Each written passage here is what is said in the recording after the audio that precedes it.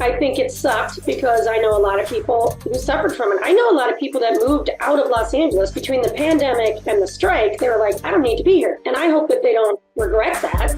Which side are you on? Which side are you on? We are joined now by, to wrap up the stream, Maile Flanagan, the English voice actor for Naruto, also an actor in Not Dead Yet. I believe you play Tina is the name of your character. Maile, welcome to the program. I appreciate you taking the time to talk to us this afternoon. Yeah, I'm sorry I'm late. I have no excuse. I was sitting around waiting for this. I turned my volume off on my phone. I was watching football and just reading news. And then I was like, oh, shit, I got to get there. So sorry about that. No worries at all. No worries at all. I really appreciate you taking the time. Means a lot. I grew up watching Naruto as a kid on Toonami, so it's really, really cool being able to talk to you. And it's been even cooler seeing you on social media and learning since, becoming, I've been a union member, union activist for about 5 years now, that you are also a member of SAG-AFTRA, and proudly so. And so that has been very, very exciting for me to learn. And so, yeah, I'm really excited to talk to you. Yeah, I mean, I've been a member of the union for I don't know how many years. God, I mean, a lot of years. I could look for an old SAG card in my desk here, but suffice it to say, it's been a long time. I know I joined in. Well, I joined AFTRA first, but then I joined SAG in I think 1997. So, and I've joined AFTRA probably several years before that. So, I don't know, maybe I've been a union member a long time. So, Maile, I really appreciate your time. I would be remiss if I didn't ask you about the your thoughts on the resolution to the SAG-AFTRA strike. I know that it's still pretty early, and I don't think that y'all actually have the contract language in your hand. I think you're still going off the information that you got in the announcement yesterday and in some highlighters. But I'm interested in your initial thoughts on the resolution. Or on the tentative agreement and potential resolution of the strike. And then we've got somebody else here who wants to ask you a question before you go. So again, thank you very much, and interested in your thoughts on that. Yeah, no problem. My thoughts are in the actual Q&A, they laid out more specific things. And then by the end of the day yesterday, I saw it more in the print, in the Hollywood Reporter, Variety, and Deadline, and the LA Times. They did give some very good summary points or some of the larger points. How long that's going to last, I don't know. And it's all changing. And there are plenty of other unions that we've supported, but there are also other unions that are going to go on strike soon, like the animators. So I guess, I don't know, what was the question? I guess. Well, initial thoughts on the what you know about. I think they really did a great job, the negotiators. And I think it sucked because I know a lot of people who suffered from it. I know a lot of people that moved out of Los Angeles between the pandemic and the strike. They were like, I don't need to be here. And I hope that they don't regret that. Many that I know that are voiceovers, people don't.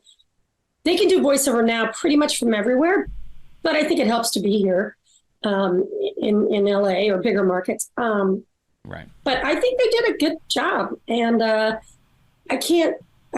it suffered. I didn't suffer because animation, I do both on camera. I'm 50-50 on camera and that voiceover.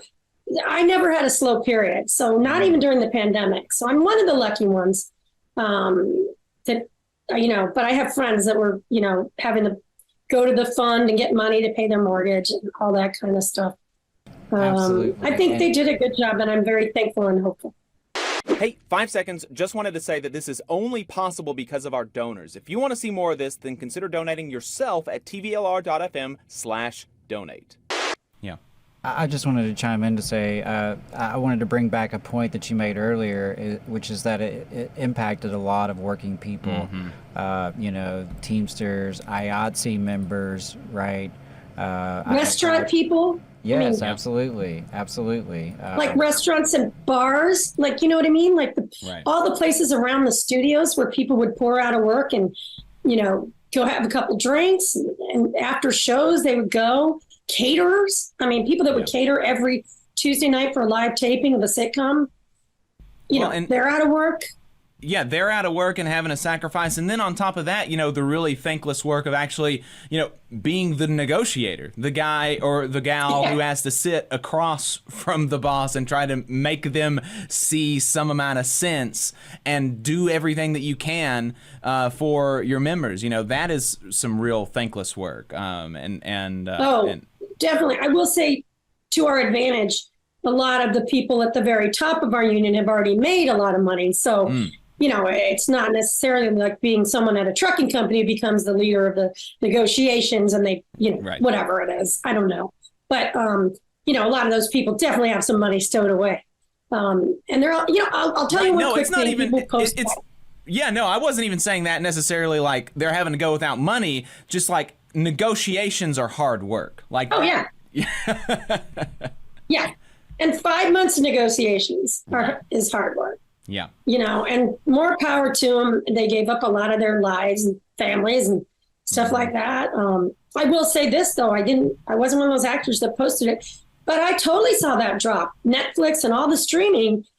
I mean, I've done stuff for them. I've never seen a penny, like a penny, or I've seen a penny. And I have plenty of residuals for 9 cents and 8 cents. Wow. You know, there's a show that I've done, and I've never seen a penny from one of the streaming things from it.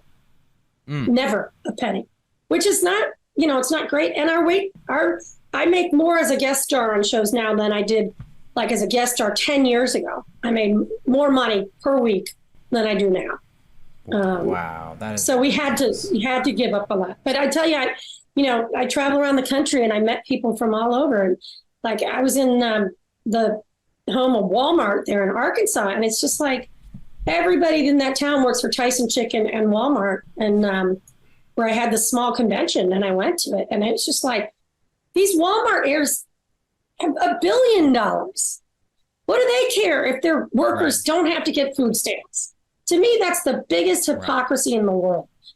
When they give you food stamp information when you interview for the job, I mean, what kind of evil people are those people?